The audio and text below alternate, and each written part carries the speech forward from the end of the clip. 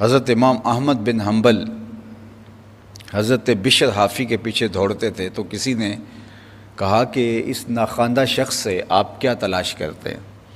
تو حضرت بشر حافی کے بارے میں امام احمد بن حنبل نے کہا کہ احمد بن حنبل جس رب کو مانتا ہے، بشر حافی اس رب کو جانتا بھی ہے۔ ان کا تیقن اور ان کو جو یہ دولت عطا کی گئی ہے وہ بہت بلند اور رفیع مرتبے کی عطا کی گئی، اور دوسری جانب دوسری علامت تقویٰ بتایا گیا ہے۔ ہم تو چھوٹی چھوٹی باتوں پہ ڈول جاتے ہیں، تھوڑا سا خوف آئے تو گھبرا جاتے ہیں، تھوڑی آزمائش آ جائے تو اس میں پورا نہیں اتر پاتے، لیکن اللہ کے جو ولی ہیں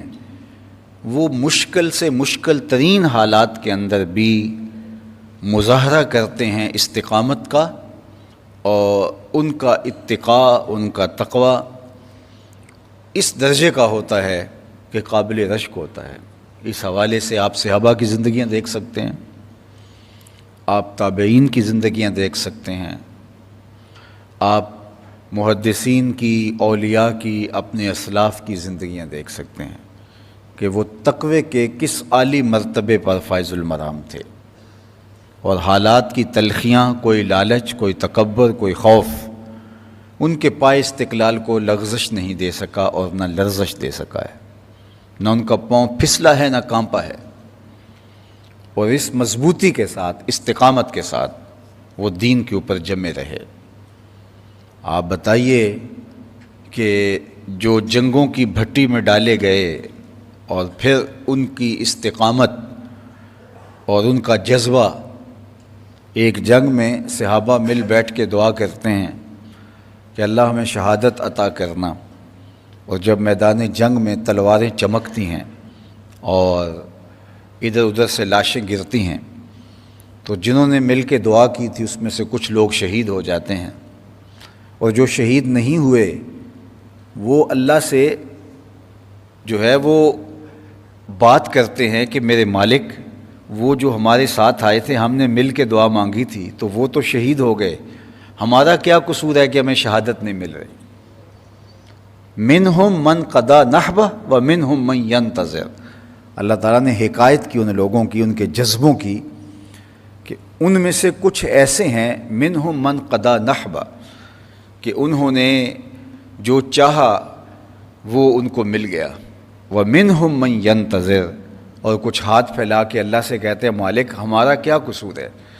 وہ بھی تو ہمارے ساتھ ہی آئے تھے، وہ بھی تو ہمارے ساتھ ہی تھے، ان کو تو شہادت کا مرتبہ مل گیا اور ہمیں کیوں نہیں مل رہی؟ ہم بھی تو آگے بڑھ بڑھ کے لڑ رہے ہیں لیکن ہمیں شہادت کیوں نہیں مل رہی؟ ہمارا کیا قصور ہے؟ ہم تو پہلے تو کسی مشکل کام میں ہاتھ ڈالتے ہی نہیں ہیں، اور اگر ہاتھ ڈالیں تو اگر ہم عافیت سے نکل آئیں تو ہم کہتے ہیں کہ شکر ہے کہ ہم بچ گئے، لیکن وہ کس اونچے درجے پہ فائز المرام تھے، ان کا تقویٰ کیا تھا، اور شریعت کے حوالے سے ان کا تعامل اور ان کا عمل اور ان کی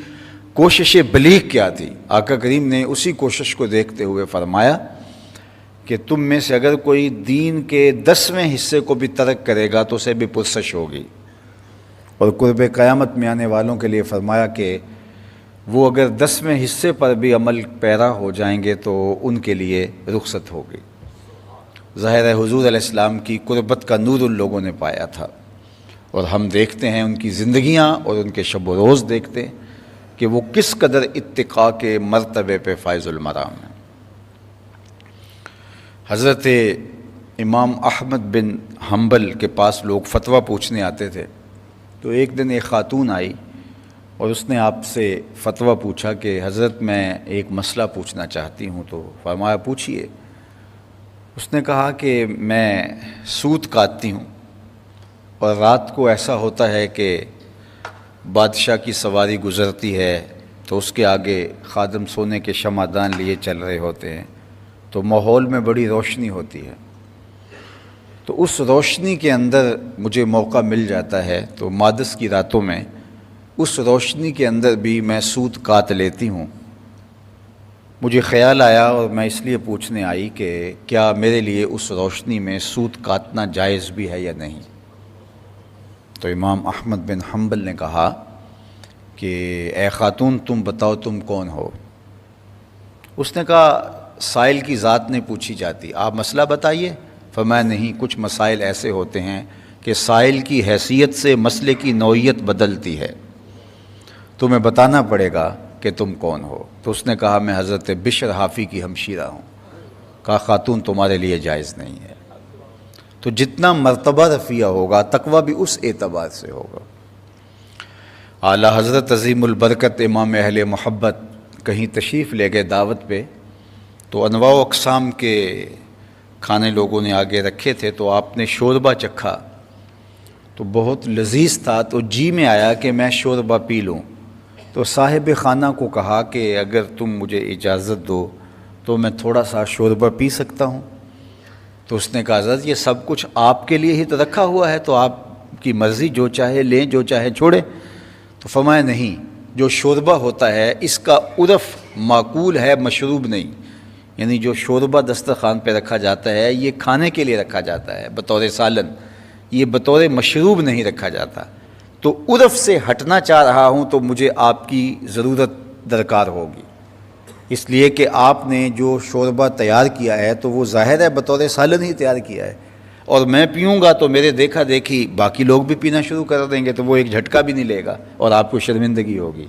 اس لیے آپ اپنی گنجائش کے مطابق جو اجازت طلب کرے، بعد میں بھی تو اس کو دے سکتے ہیں۔ تو کہا اس کا عرف معقول ہے، اس کا عرف مشروب نہیں ہے۔ تو جو چیز بطور عقل کھایا جاتا ہے اس کو بطور شرب آپ اگر لینا چاہیں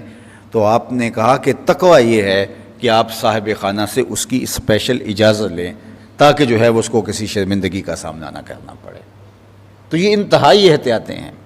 یہ تقوی کا وہ مقام ہے۔ امام اعظم ابو حنیفہ کسی سے قرض لینا تھا، دروازے پر دستک دی اور پیچھے آ کے دھوپ میں کھڑے ہو گئے۔